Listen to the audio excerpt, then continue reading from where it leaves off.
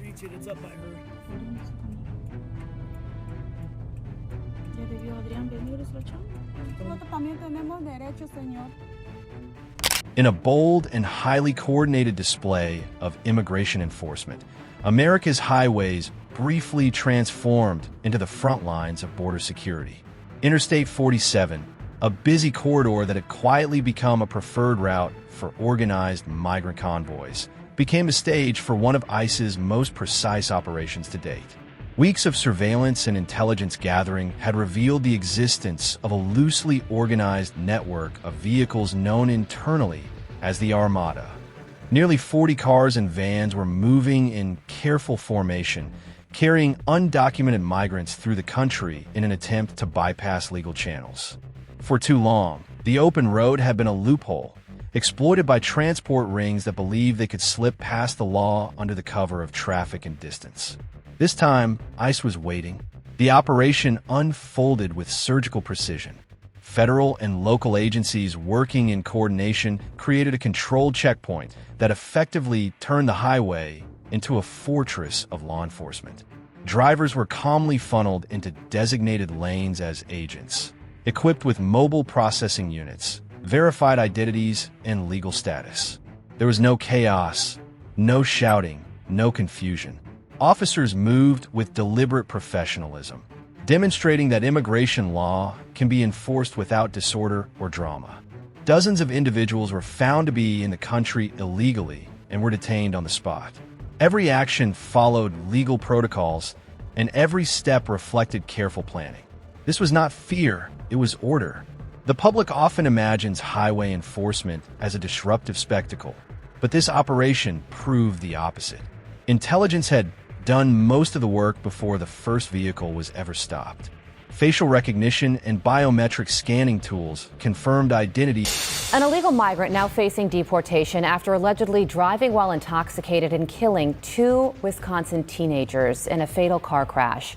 And according to local reports, this is not the migrant's first run-in with the law. Back in 2020, she was convicted of drunk driving, and DHS has issued a detainer for the Honduran national's arrest and removal from the U.S., but says the sanctuary jurisdiction has a history of not complying with their requests.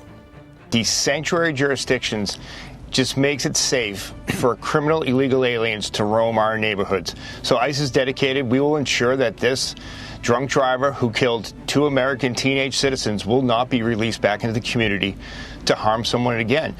Joining me now to discuss is former acting ICE director and former federal prosecutor Jonathan Fahey. Jonathan, yet another time we are learning of two beautiful young people killed at the hands of a repeat offender in this country illegally.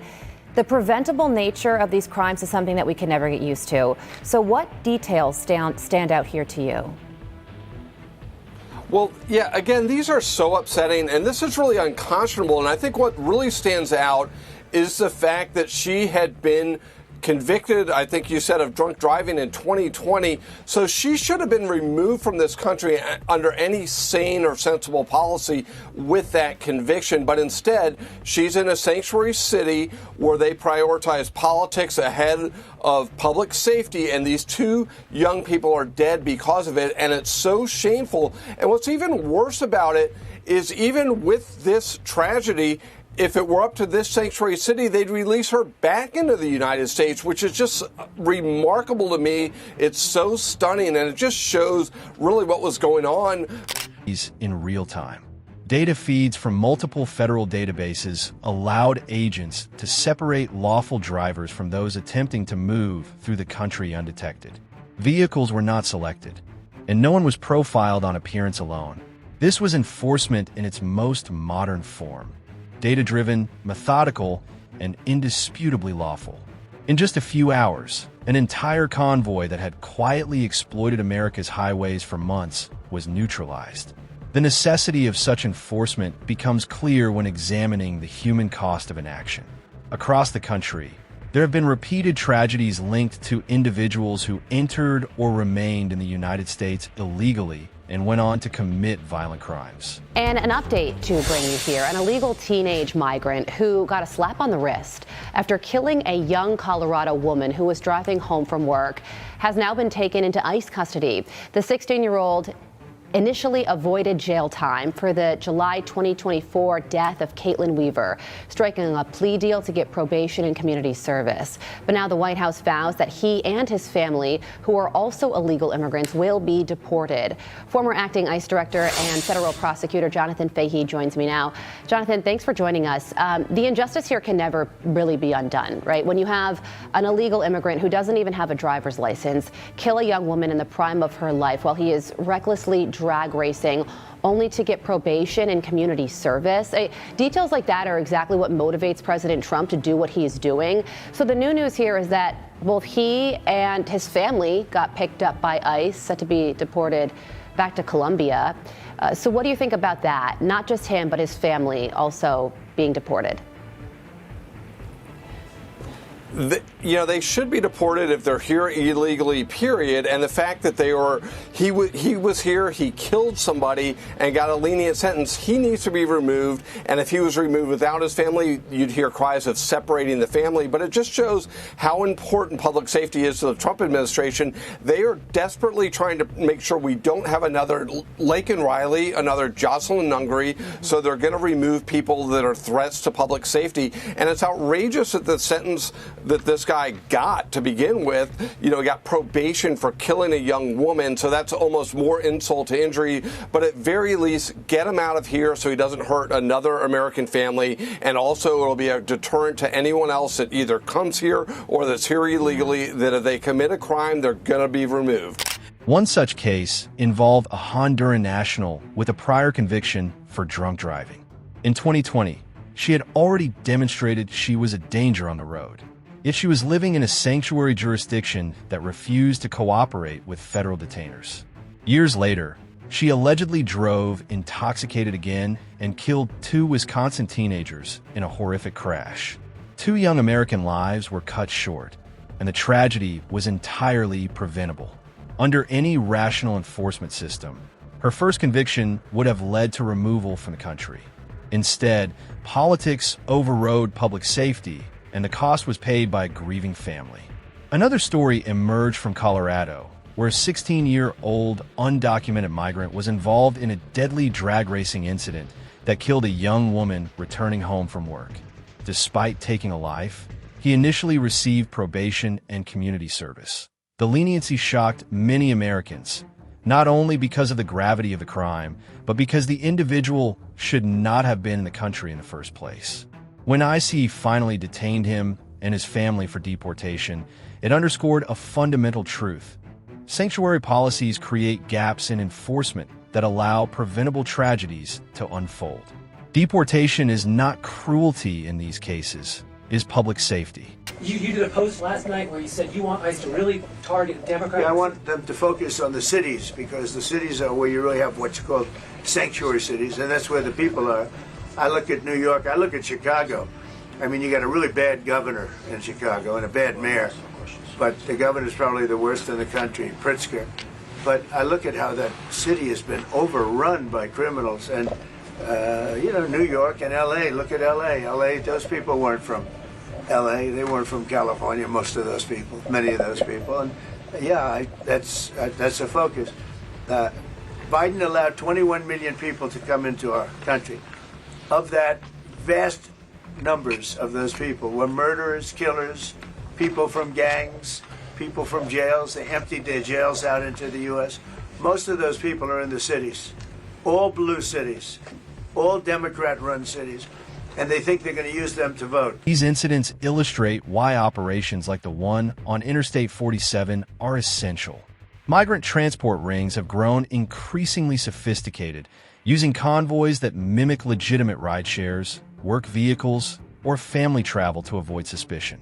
They rely on the assumption that highways are too vast and too busy for consistent enforcement. By using real-time intelligence, ICE proved that assumption wrong. The agent's approach balanced efficiency and humanity.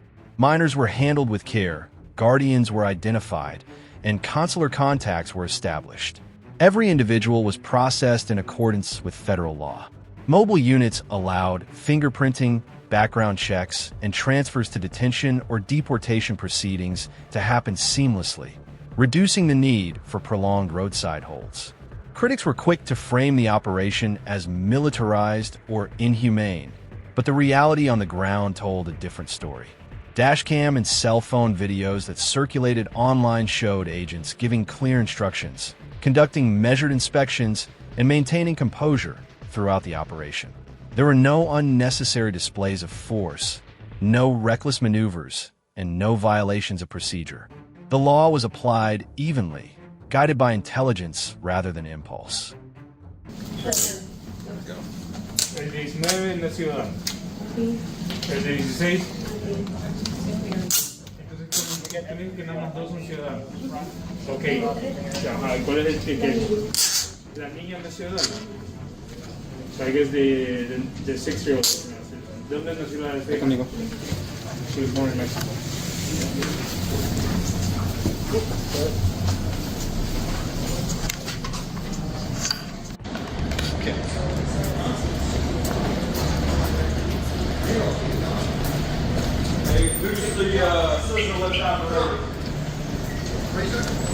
Yes.